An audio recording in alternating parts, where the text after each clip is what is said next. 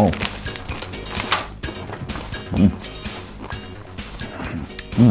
Those are good. What's going on, guys? This is Burrs. I want to talk to you today about my AK-74 rebuild project.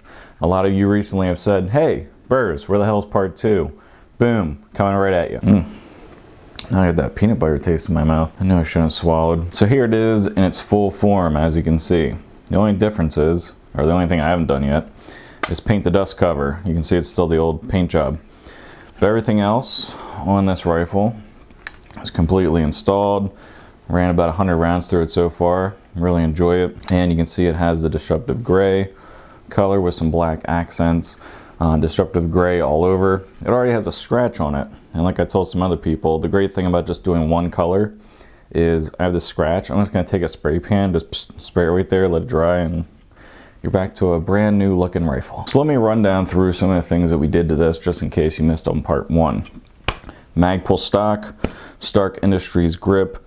I threw ALG Defense trigger, their AK-47 trigger, along with their springs. So I have an ALG Defense trigger spring, or hammer spring, 25% more force when the trigger comes up, when the hammer comes up. I got a chrome silicon recoil spring. I've always had the AK lightning bolt in here, as you know. It has a double charging handle. Aim point T1, Magpul foregrip. This is our ACAM grip. Ultimac top. That's pretty much it. How did it run? It ran great, 100 rounds. Everything dialed in. And since I had this on here before the T1 and the Ultimac rail, the zero wasn't off at all. So that worked out well. The only thing, like I said, I got left to do is this dust cover. As far as the grip, never used a Stark Industries grip, but I do like it.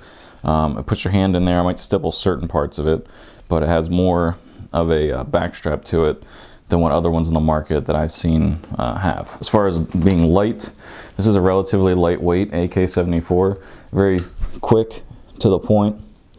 The acquisition sight, this Krebs 300 meter quick acquisition sight that I put on the back, really like that a lot. It opened it up a lot so you can you can acquire your targets quicker, just with a little bit of expansion on the back. Now it doesn't have a lot of bullshit on it.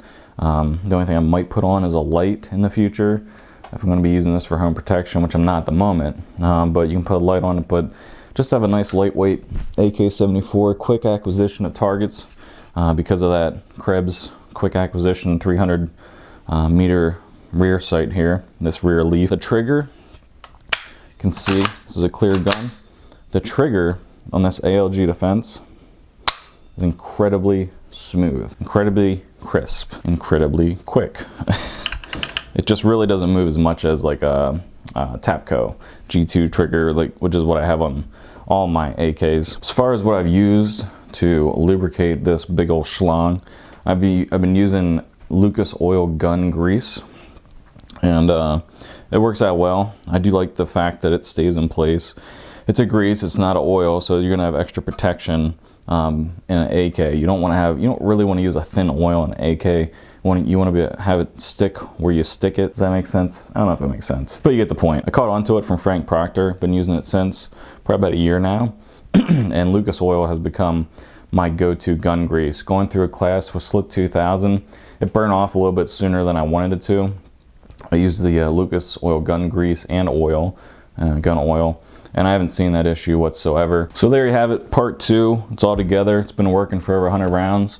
It works really well. It's lightweight. You can tactile, move it around, and it's worked really well. I know a lot of you guys have gone out and used this disruptive gray coating on tons of different rifles after the few videos I made with it. I know a few of you have used the parts I've mentioned. So if you guys have done some stuff in reference to my part 1 video of the parts I've used, go ahead and put that in the comments down below how it's worked for you, or better yet, make a video about it. Until next time, later.